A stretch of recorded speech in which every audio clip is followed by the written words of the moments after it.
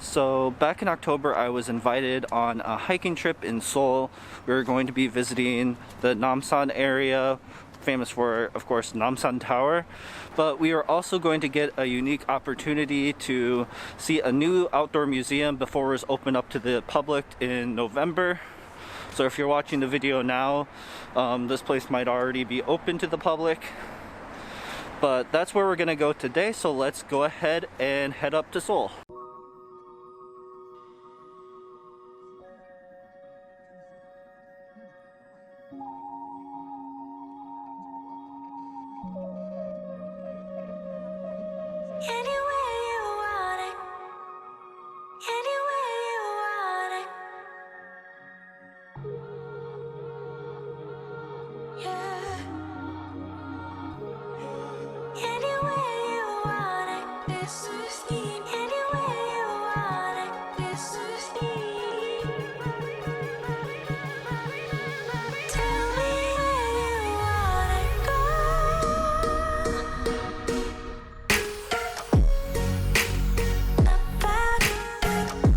For many tourists coming to Seoul, Namsan Tower is one of the most iconic places to visit.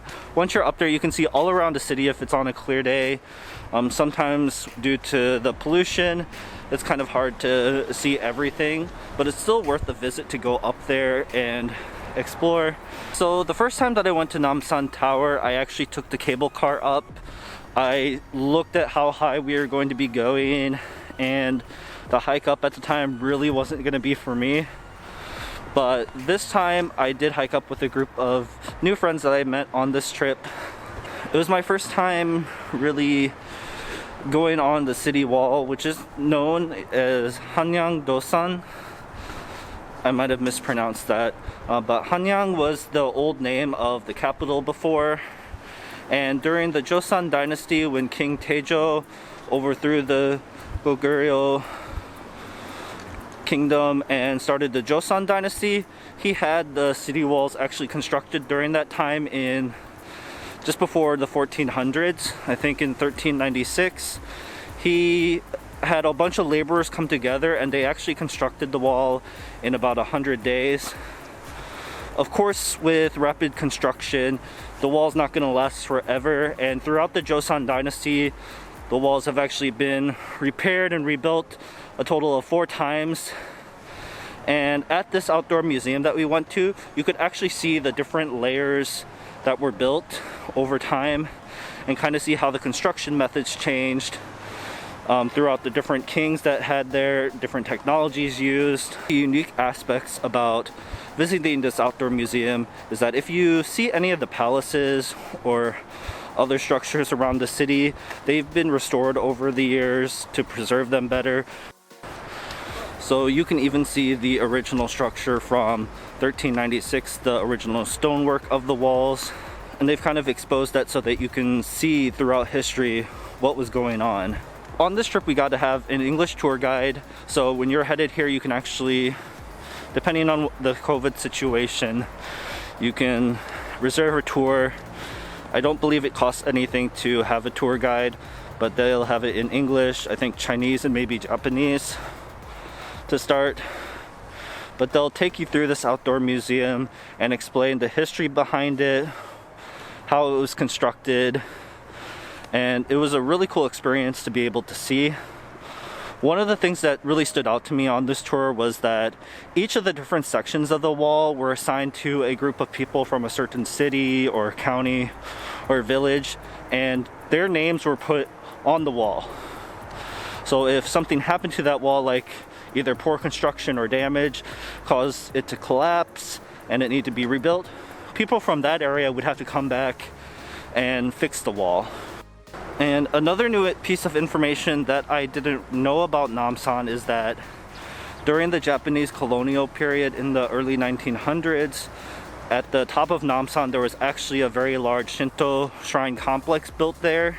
till about 5 or 6 years ago, they didn't know that any ruins from this Shinto shrine still existed.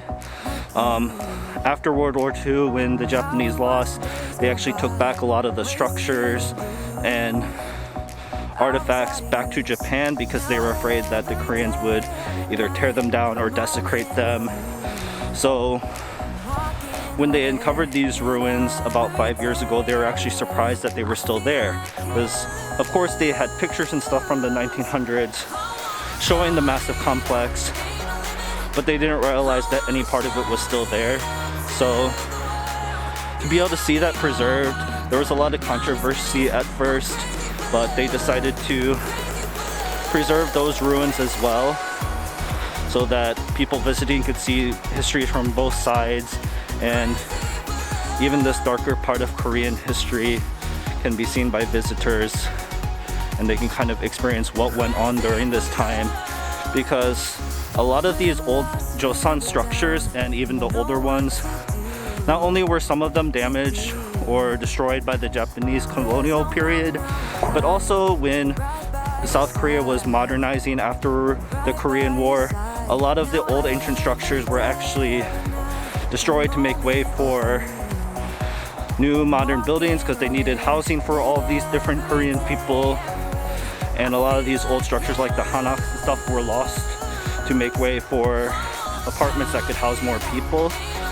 But luckily there were people that decided to preserve these different areas, and now you can experience like the different Hanyang villages throughout Korea. The different museums have been restored, like the palaces. And when you visit Korea today, you can see all these different things, and similar to how they would look originally.